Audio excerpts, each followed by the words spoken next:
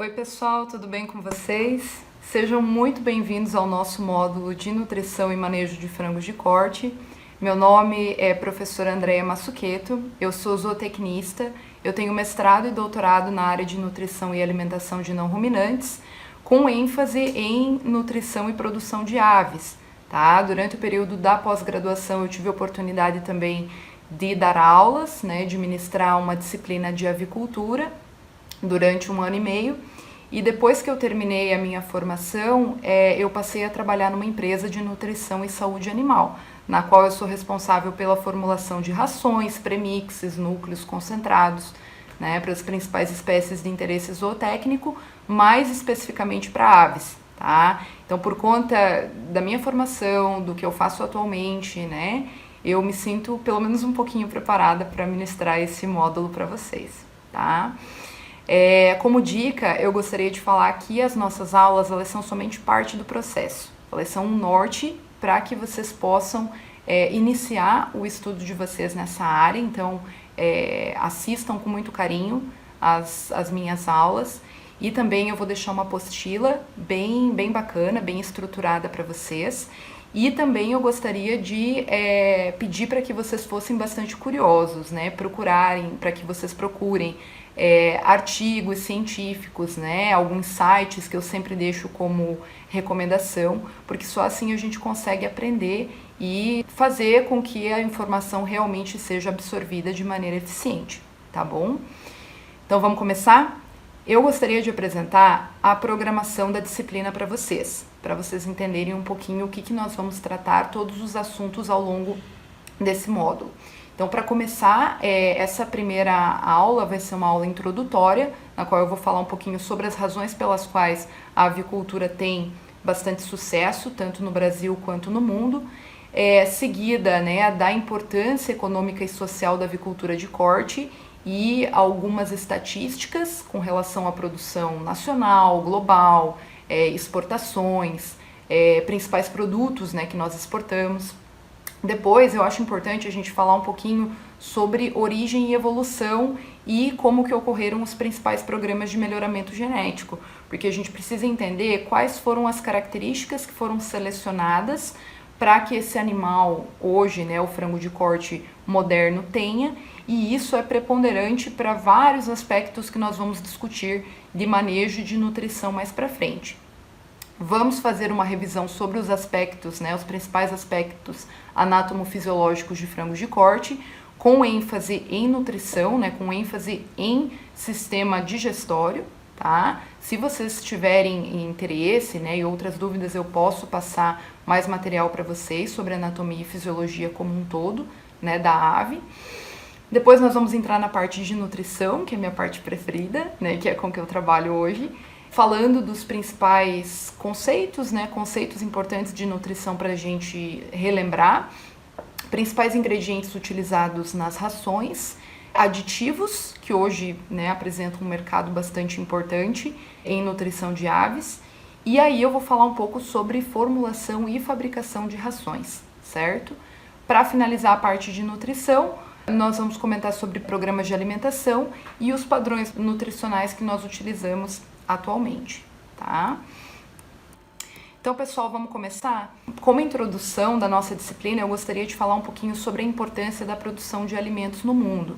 Então, nesse slide, vocês conseguem observar a população atualmente. Então, em 2019, nós somos aproximadamente 7 bilhões de pessoas e respeitados pesquisadores naturalistas, eles falam que em 2100, isso é uma perspectiva, nós sejamos mais de 11 bilhões de pessoas. E quando nós observamos esse crescimento expressivo, nós temos que nos preocupar com a produção de alimentos. Nós que trabalhamos no agronegócio, nós temos uma importância muito grande no atendimento da demanda por proteína animal. E estima-se aí, isso é mais preocupante ainda, que nos próximos 40 anos nós tenhamos que produzir o equivalente ao que foi produzido nos últimos 8.000 anos. Então, devido aos padrões de consumo que nós temos hoje, consumo acelerado dos recursos, não necessariamente isso é bom, mas é a nossa realidade, nós precisamos, nós temos como desafio atender essa demanda por proteína animal. Nesse outro slide, eu gostaria de apresentar um pouquinho sobre o consumo per capita de carne, né, em quilogramas, em 2010 e uma perspectiva que tinha em 2012 e o que a gente espera que aconteça em 2022. Esse gráfico bem bacana é do The Meat Atlas, eu vou passar para vocês esse material, que tem várias outras informações relevantes.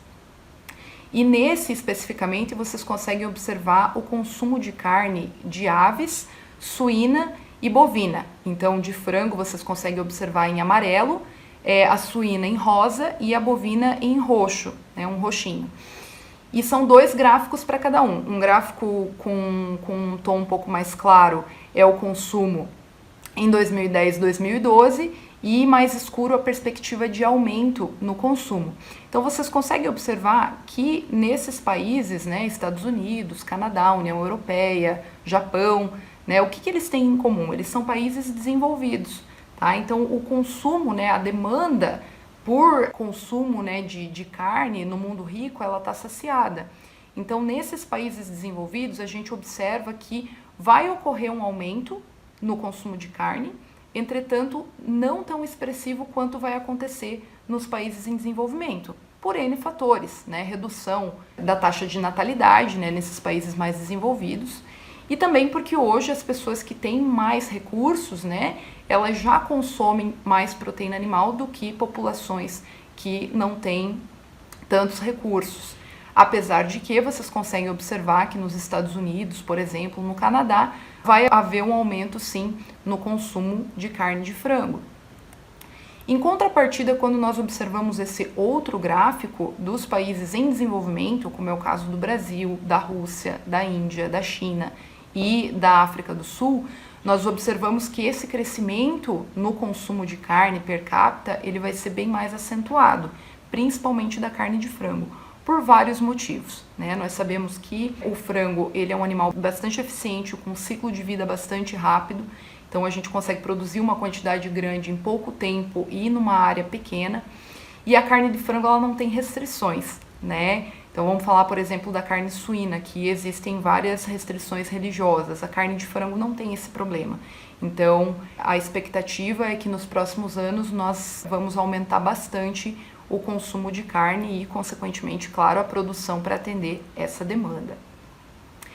Nesse outro gráfico, vocês observam o crescimento na produção de carne por região e por tipo, novamente, né? Então, contrastando os países em desenvolvimento aos países desenvolvidos, mostrando como a gente vai ter esse crescimento mais acentuado nos países em desenvolvimento. E nesse ano de 2019, a gente teve uma ascensão da produção de carne de frango, né? Esse último dado da FAO e da OSD, né, mostrava que a perspectiva era que a carne de frango superasse a carne suína, e é o que vai acontecer nos próximos anos, mas já esse ano a gente teve um aumento bastante expressivo, né, na produção em relação à carne suína, até por conta dos problemas que a China passou com a PSA, né, que é a peste suína africana, que é uma doença que acomete os plantéis e que a mortalidade é altíssima. Você tem que abater todo o plantel, né? Os animais que não morrerem, eles têm que ser abatidos. Então, por conta disso, a carne de frango ela teve um aumento bastante expressivo nesse último ano e vai continuar crescendo cada vez mais em relação à suína e, claro, em relação às demais. E qual que seria a explicação, né, para o sucesso da carne de frango no Brasil e no mundo? Então, alguns deles eu já até me antecipei, né, que é o ciclo de vida rápido, o hábito alimentar da população e também o marketing, né? Eu gostaria de falar um pouquinho do marketing tanto positivo para impulsionar esse consumo de carne, quanto o marketing infelizmente negativo que nós temos na mídia. Então eu vou falar um pouquinho sobre ciclo de vida. O frango de corte moderno, ele é um animal que passou por intensos programas de melhoramento genético. Então se vocês observarem nessa foto que mostra uma ave na década de 50 em relação a uma linhagem de frango de corte de 2008, tá? À esquerda, né, a ave da década de 50 com 68 dias e à direita uma ave com 47 dias, a gente observa o quanto esse animal evoluiu em termos de conformação corporal, ganho de peso e rendimento. E isso só foi possível por conta dos intensos trabalhos de melhoramento genético ao longo dos anos. Nesse outro slide, vocês observam a avaliação visual de 3 linhagens diferentes. A AMC significa Alberta Meat Control. Ela é a linhagem, né, que se iniciou os trabalhos de melhoramento genético, né, uma das, né, que se iniciou os trabalhos de melhoramento genético na década de 50, e depois isso seguiu, né, ao longo dos anos, e vocês conseguem observar que em 57, esse animal, com 56 dias de idade, ele pesava cerca de 900 gramas, né? E depois, em 1978, com a mesma idade, ele já passou a 1,8 kg. E quando nós comparamos com a linhagem comercial, então ali no caso é o Ross, que é uma linhagem comercial que a gente vai discutir um pouco mais para frente, com 56 dias com mais de 4 quilos. Então foi tudo por conta do melhoramento que acelerou, né, o ciclo de produção desse animal.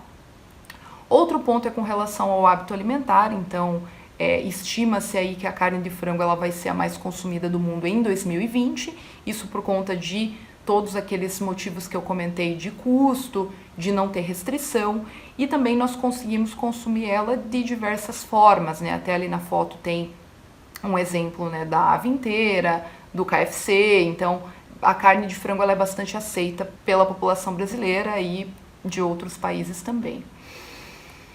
Quando eu falo de marketing, pessoal, primeiro eu gosto de mostrar o marketing positivo, né? Então nesse slide vocês observam aquela foto bastante famosa do Chick-fil-A, que é uma companhia americana, né, de fast food, né, com frango, com as vaquinhas, né, pedindo eat more chicken, que é coma mais frango, né? Eu acho bastante positivo o marketing que a gente tem das empresas para aumentar o consumo da carne, né?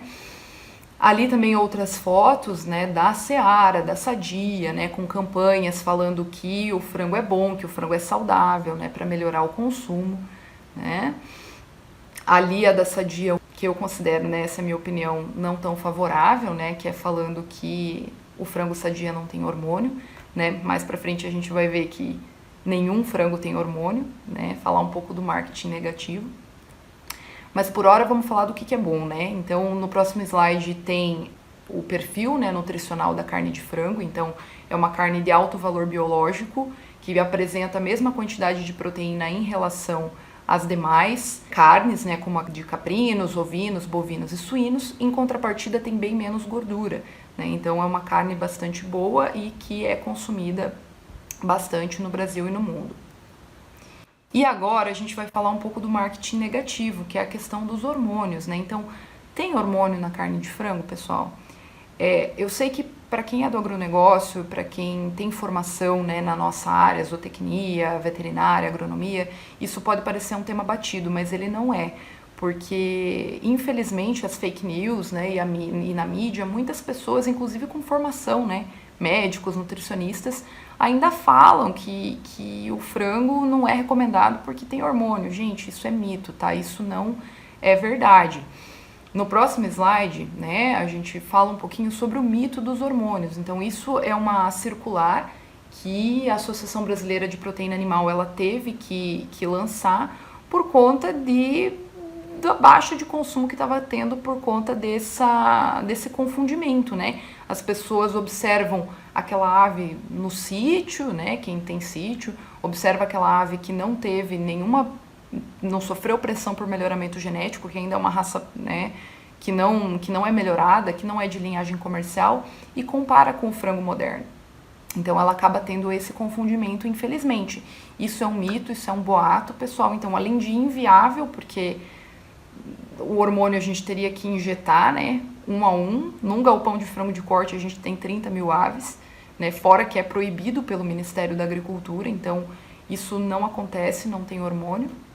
E infelizmente ele é fruto de boatos, tá? Então não desistam, sempre que perguntarem para vocês, digam que o sucesso da avicultura ele é por conta de melhoramento genético, nutrição, sanidade e técnicas de manejo, tá? Como sugestões, para finalizar essa aula, eu gostaria de deixar alguns sites, tá, para vocês acessarem, Então, um deles é a avicultura industrial, que tem bastante informação bacana, tá? Algumas notícias, preço do frango, preço dos grãos, então é bem legal para acessar. O AviSite também é um site bem bacana. O OvoSite, eu sei que a gente não está falando de poedeiras, né, mas eu acho bastante interessante colocar também. E para quem quer saber bastante, né, sobre estatística, os relatórios anuais de produção no Brasil e no mundo, eu recomendo o site da Associação Brasileira de Proteína Animal e também a FAO e também o USDA, que são sites bastante interessantes para a gente ter esse tipo de informação, tá bom? Pessoal, até a próxima aula. Um abraço para vocês.